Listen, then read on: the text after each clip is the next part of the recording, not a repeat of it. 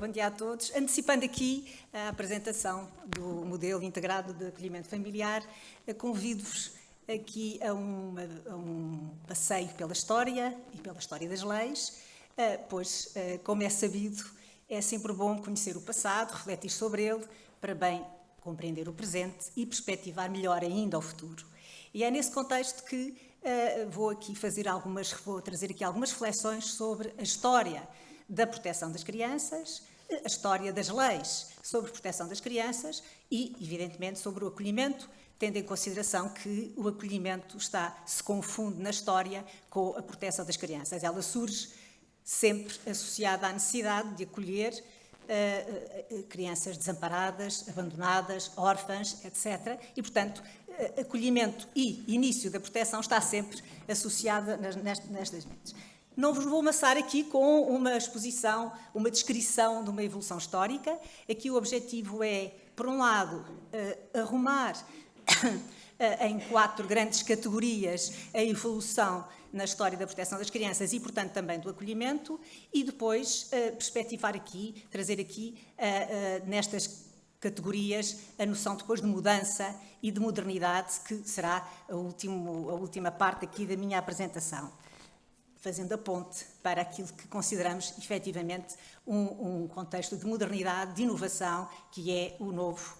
modelo de acolhimento familiar. Começando aqui pelos primórdios do sistema de proteção, não posso deixar de frisar que a primeira fase do sistema de proteção das crianças se caracteriza pela informalidade, pelo brotar espontaneamente na comunidade a resposta às necessidades de proteção das crianças. E por isso não resisto a ler-vos aqui esta primeira frase que, escrita na história da beneficência pública em Portugal, que diz que é de muito remotos tempos a barbárie de enjeitar e abandonar as pobres criancinhas e de muito remotos tempos também a caridade de os receber e de criar com maternal carinho. E, portanto, temos aqui a base de brotar espontaneamente a comunidade, assenta em princípios de caridade, solidariedade, os primórdios da proteção das crianças e do acolhimento, evidentemente. Por outro lado, numa segunda já fase, uma categoria em que já há alguma regulação, embora uma regulação não nacional, não legislativa, temos o abandono, a exposição das crianças e a roda como esta primeira regulação. E não posso deixar aqui de aproveitar os ensinamentos e as reflexões que me são dadas através das pesquisas e da leitura dos arquivos históricos da Santa Casa da Misericórdia de Lisboa, que assumiu esta função da roda desde tempos imemoriais. A roda e o destino das crianças da roda considero que é, efetivamente, a primeira forma de acolhimento familiar. Normalmente é associada à adoção, mas creio que não é, e os sinais dos expostos e os contrassinais dos expostos, que muitas vezes são estudados e que se encontram publicados no arquivo histórico, são prova de que a maior parte das situações de exposição na roda seriam situações em que se esperava, em que se aguardava por uma possibilidade de reintegração familiar. E por isso traduz-se aqui no primórdio do acolhimento familiar. E acolhimento familiar porquê? Porque, pela natureza das coisas, esta forma de proteção e de acolhimento teria que ser em família, uma vez que a primeira necessidade destas crianças era a alimentação, a sua sobrevivência, dependente da amamentação, a amamentação que surge necessariamente num contexto familiar, uma vez que eram entregues às amas com esta obrigação de os cuidar e de os proteger. Segunda grande fase são as primeiras leis de proteção. E aqui, ainda no passado, mas considerando aqui um momento também de clivagem e de grande mudança, é a Lei de Proteção da Infância de 1911, publicada em 27 de maio de 1911, surge no romantismo e na evocação da necessidade de políticas sociais da Primeira República e que traduz aqui uma grande evolução no âmbito da proteção das crianças. Segue-se a Organização Tutelar de Menores, introduzida em 1962, revista em 1967 para a adaptação ao então aprovado Código Civil e, finalmente, com a última versão que lhe conhecemos em 1978, também fruto das alterações introduzidas no campo do direito das crianças e da família pela alteração ao Código Civil. Neste mesmo contexto, seguem-se as leis reguladoras já do acolhimento familiar, na lógica da prestação, da lógica da política social, da prestação social, e não no contexto de medida de proteção. São o Decreto-Lei 288/79, de 13 de agosto, e o Decreto-Lei 190/92, de 3 de setembro. E, finalmente, neste quarto ponto aqui, a modernidade, que foi trazida pelo primeiro pilar da grande mudança, que é a Convenção sobre os Direitos da Criança, de 1989, aprovada em 1989, que segue já uma linha de preocupação com políticas sociais e com a consideração dos direitos da criança, através de declarações prévias também das Nações Unidas, mas que marca aqui uma grande diferença pela natureza particular desta Convenção, que, por um lado, é uma Convenção vinculativa para todos os Estados, não é uma mera declaração de princípios, é uma Convenção que exige depois o compromisso de todos os Estados de executar e de cumprir e de promover os direitos que ali são reconhecidos às crianças. Segue-se a Lei de Proteção de Crianças e Jovens em Perigo, o Decreto-Lei 11/2008, de 17 de janeiro, já afunilado para as questões do acolhimento familiar, a alteração legislativa de 2015, que também traz aqui também um impacto e traz aqui uma mudança também ao proclamar aqui, de uma vez por todas, embora ela já constasse da versão original da Lei de Proteção, aqui a prevalência do acolhimento familiar sobre qualquer outra forma de colocação. E, finalmente, o Decreto-Lei 139/2019, que já foi aqui falado, e a portaria que o regulamenta. Não vou falar sobre cada um destes diplomas ou sobre cada uma destas fases, mas penso que era importante percebermos, e foi por isso que introduzi aqui este separador com este título, Constância e Mudança, um bocadinho esta perspectiva para vos trazer aquilo que é, ou que considerei, através da reflexão que fiz, ser uma linha de continuidade ou uma linha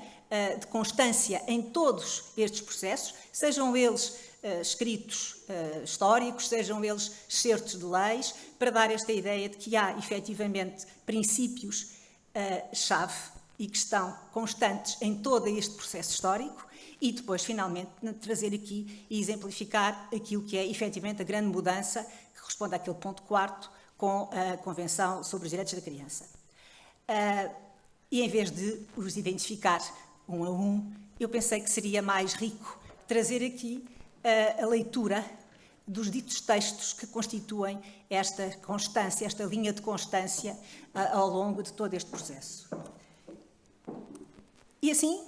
considerei como primeiro elemento de constância a consideração do papel fundamental da família na proteção das crianças. Isto está presente em múltiplos diplomas. Eu trouxe aqui o preâmbulo do Decreto-Lei de 1979, em que se lê, está desde sempre reconhecido que a família é o meio privilegiado para o desenvolvimento da criança e para a sua formação. Todas as formas substitutivas da família lhe são inferiores. Mas é também evidente que as transformações operadas na sociedade e a profundidade de certas crises no funcionamento das famílias obrigam, por um lado, à formulação de uma política global de proteção da família e, por outro, ao empenhamento na resolução de casos pontuais na solução inadiável. E aqui temos já, em 1979, uma primeira pista para a ideia da integração e a ideia da necessidade de políticas globais e integradas para a família e para as crianças. Por outro lado, a constância na responsabilização da comunidade na proteção das crianças. E trago-vos o preâmbulo do Decreto-Lei 190/92, em que se diz que o acolhimento familiar apela à solidariedade das famílias e das pessoas que, podendo e querendo acolher crianças e jovens, gratuita ou remuneradamente, o possam fazer mediante a garantia de apoios necessários à sua ação. Constrói-se assim uma sociedade solidariamente ativa, capaz de integrar no tecido social e familiar os seus elementos mais vulneráveis, assumindo o Estado o papel de subsidiariedade e complementaridade para com a sociedade civil. Cumpre-se, por outro lado, o preceituado na lei fundamental relativamente à responsabilidade da sociedade e do Estado, pouco adequadas às suas necessidades psicológicas na proteção das crianças, em particular as que experimentam transitoriamente condições de vida familiar pouco adequadas às suas necessidades psicológicas, afetivas e materiais. Um terceiro ponto de constância, temos a consideração da prevalência das respostas de cariz familiar. do preâmbulo do Decreto-Lei 190/92, diz-se: são patentes as vantagens do acolhimento familiar, sobretudo quando confrontadas com outras respostas de caráter institucional, mais tradicionais, como é o caso do internamento em lares. O vocabulário é outro, mas a ideia é a mesma. Deste modo, a uma situação artificial e pouco personalizada, contrapõe-se a inequívoca preferência pelo meio familiar, mesmo que em substituição da família natural, como espaço essencial e capaz de satisfazer as necessidades afetivas, materiais e psicossociais das crianças e dos jovens. Quarto ponto, a constância do princípio do primado, do afeto e das relações psicológicas profundas. Outra linha de continuidade. E aqui temos o excerto de um relatório feito pelo diretor do Hospício dos Abandonados do Distrito de Coimbra em 1889. Permanece na opinião de que seria desvantajoso tirar os expostos às amas no fim dos 7 anos para os internar em asilo ou obrigar a frequentar escolas de arte e ofícios. Eles julgam que é sua a família que os criou e afeiçoam-se às localidades onde cresceram, supondo-as a sua naturalidade. Sentem assim menos a sua infelicidade e alguns nem chegam a percebê-la. Chamam mães às amas e irmãos aos filhos delas. Nas aldeias onde se habituaram a vê-los, desde crianças, querem-lhe tanto como aos que ali nasceram.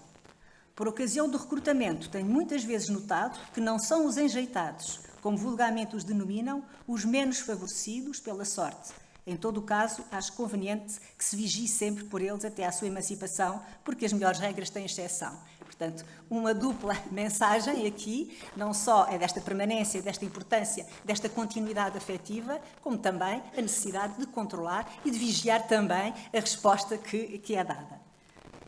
A constância na consideração da especificidade das políticas de proteção das crianças. E aqui trago também excertos da Lei da Proteção da Infância de 1911, que chama a atenção aqui para a necessidade da lei se adaptar à especificidade das necessidades e da situação das crianças. E diz-nos: nem uma lei para crianças num determinado país poderia ser feita exclusivamente sob o dogmatismo hirto dos princípios científicos ou jurídicos estabelecidos em face das condições especiais de outros países. Demais, as crianças que são a vida indecisa, o despertar com a multiplicidade das suas incertezas, que não receberam ainda a modelagem persistente do meio de convivência, dos costumes, da qual resulta a relativa unidade de conformação íntima que habilita o sociólogo e o legislador a estabelecer regras fixas, preceitos uniformes, não podem estar sujeitas ao rigor formulário de uma legislação taxativa, mas sim a leis especiais, em que a razão e o sentimento tenham ampla liberdade de ação. É assim que a tutoria da infância se define um tribunal coletivo, especial, essencialmente de equidade, que se destina a defender ou proteger as crianças em perigo moral, desamparadas ou delinquentes, sobre a divisa educação e trabalho. Passando o vocabulário, é de grande atualidade toda esta informação. O mesmo princípio, noutro parágrafo do mesmo texto, que termino, para não exceder o tempo, termino só com a frase final, em que se diz: são formas novas de direito, sem dúvida, mas formas novas indispensáveis num organismo novo e todas elas tendentes a favorecer os menores. E ainda, para terminar, neste mesmo contexto, deve dizer-se, porém, que a maioria das disposições deste decreto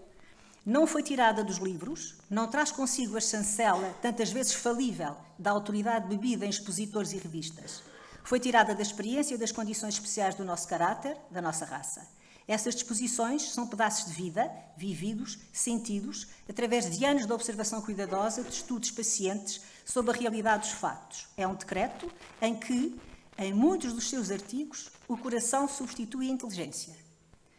O coração, auxiliado pela memória dos factos, atentamente analisados e pensados. Mais outra constância neste historial. Por outro lado, a constância ainda do reconhecimento da necessidade de políticas públicas que estimulem a sociedade a assumir o seu papel na proteção das crianças. O recurso às famílias adotivas, isto é da Lei de Proteção da Infância de 1911, eu vejo aqui o papel central que desempenhou nesta mudança. O recurso às famílias adotivas, bem como a colocação em instituições particulares, pressupõe, por seu turno, um interesse do público pelos problemas afetos à jurisdição de menores que os serviços até agora não conseguiram estimular. Consequentemente, nos próprios casos em que qualquer destas medidas constituiria a solução ideal, o Tribunal de Menores é frequentes vezes colocado perante o dilema de deixar o menor entregue à família ou ao ambiente, que ameaça corrompê-lo, ou que não dá pelo menos garantias bastantes de o regenerar, ou de decretar o seu internamento em qualquer dos estabelecimentos do Estado. Maior atualidade também não existe, não poderia haver em relação ao que se passou recentemente relativamente ao acolhimento familiar. Finalmente, a constância ainda na percepção da necessidade de avaliação da idoneidade das famílias acolhedoras. Em 1716, a aceitação das amas dependia de um exame ao leite realizado pelo cirurgião do hospital e da apresentação de um certificado do pároco da freguesia, da residência, comprovando a idoneidade social e moral, o estado civil, a existência ou não de filho ou filha com idade inferior a 1 ano, para garantir a boa qualidade do leite. Isto são as instruções para servirem de guia aos muito reverentes párocos na inspeção dos expostos a cargo da Santa Casa da Misericórdia de Lisboa e que consta do relatório de atividades de 1835. E, ainda neste mesmo contexto, o artigo 182 da Lei de Proteção da Infância de 1911, que estabelecia que a Comissão Executiva a que trata o artigo 116 incumbe, por agora, em primeiro lugar, organizar uma lista de pessoas idóneas ou das instituições oficiais ou particulares que queiram tomar a seu cuidado voluntariamente ou mediante um contrato de menores que, segundo este decreto, tiverem de ser colocados em casas de família adotivas ou internadas. Esta é a linha de constância ao longo da história, que é importante perceber como ele se mantém da atualidade e constitui ainda hoje desafios em matéria de opções legislativas no que toca ao acolhimento familiar. E a mudança? A mudança vem, efetivamente, com a proclamação, com a Convenção sobre o Direito da Criança e com aqui uma alteração profunda. Até esta altura, todas estas medidas eram consideradas, de certa forma, instrumentos para a própria proteção da sociedade. Ao prevenir o desamparo, ao prevenir as situações de perigo para estas crianças, de certa forma estava-se também a proteger a sociedade da evolução da delinquência e, por isso, muitas referências na legislação, sempre às crianças delinquentes, etc., nesta lógica de proteção, de interesse maioritariamente social e não de direito das crianças. E é a Convenção sobre estas crianças que faz aqui esta grande mudança, ao proclamar a criança como um sujeito de direitos e não apenas como destinatário de medidas de proteção ou de medidas assistenciais. Por outro lado, a consideração da criança na sua plenitude, o que nos fornece aqui pistas e nos dá aqui orientações para aquilo que vem sendo desenvolvido. Designadamente, vamos falar mais daqui a pouco, esta ideia da necessidade de integração de todas as medidas, de todas as políticas e de todas as medidas que têm por destinatários que se destinam à proteção das crianças. Por outro lado, a proclamação do direito a viver e crescer em família, que consta também da Convenção, o reconhecimento do direito de participação, peço desculpa, as letras são pequeninas, a distinção entre a proteção contra o perigo e a educação para o direito, que também estava muito presente na legislação anterior, esta ideia da mistura no mesmo contexto legal, das medidas de proteção com as medidas de prevenção criminal ou de, que corresponde hoje ao tutelar educativo. A formação e a profissionalização dos responsáveis e interventores no âmbito da proteção. Passa a ter aqui uma natureza de ciência quase, a proteção das crianças passa a ser um ramo do direito, o direito das crianças e, portanto, com todas estas necessidades. Os pilares desta mudança são, efetivamente, os direitos à sobrevivência, os direitos relativos ao desenvolvimento, os direitos relativos à proteção e os direitos de participação. Mas eu diria que a maior súmula e o maior pilar da Convenção sobre os Direitos da Criança é a proclamação do direito a ser criança, que, por sua vez, também informa tudo o que vamos falar seguidamente sobre o modelo integrado. Os princípios fundamentais da lei de intervenção previstos na Lei de Proteção de Crianças e Jovens em Perigo retomam, como já vimos há pouco, alguma das constâncias em toda a história da proteção das crianças e acrescentam aqui estas mudanças, esta mudança de paradigma, esta alteração profunda que veio a ser a proclamação do direito a ser criança. Em 2015 há aqui outro impacto, outra aceleração nesta mudança, que é a concepção do acolhimento familiar, em primeiro lugar, como uma medida prevalente em relação a qualquer outra medida de colocação, e que vem trazer aqui, foi preciso determiná-lo, que é a medida prevalente, quando ela já era, mas foi preciso determiná-lo num artigo específico da Lei de Proteção, e ainda mais prevalente sobre prevalência quando se trata de crianças de tenra idade. E, com isto, termino aqui dando nota, então, de que, no fundo, esta nova abordagem do acolhimento familiar em Portugal resulta de todo este contexto histórico, legal, e nos traz aqui, efetivamente, uma mudança numa abordagem de intervenção e acolhimento familiar centrada na criança, é o seu direito a ser criança,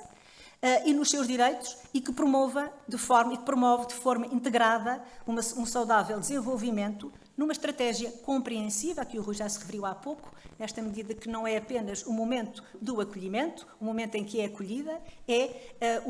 o seu percurso antes do acolhimento e a sua trajetória futura, uma vez que o acolhimento também se perspectiva como promovendo uma harmoniosa e tranquila trajetória para a autonomia, para a maioridade, para o crescimento. É uma mudança de abordagem teórica na intervenção em acolhimento familiar, mediante a proposta de um modelo integrado de acolhimento familiar que assegura a coerência do sistema de proteção, que penso que é qualquer coisa que também constitui aqui uma clivagem, uma mudança, esta necessidade de coerência, e o abandono definitivo da visão parcelar e fatiada da criança no sistema de proteção, consoante a medida de acolhimento, consoante a fase em que se encontra no sistema de proteção. E com isto termino, desejando agora aqui a maior atenção para o que se segue relativamente aqui ao conteúdo deste modelo integrado de acolhimento familiar. Muito obrigada.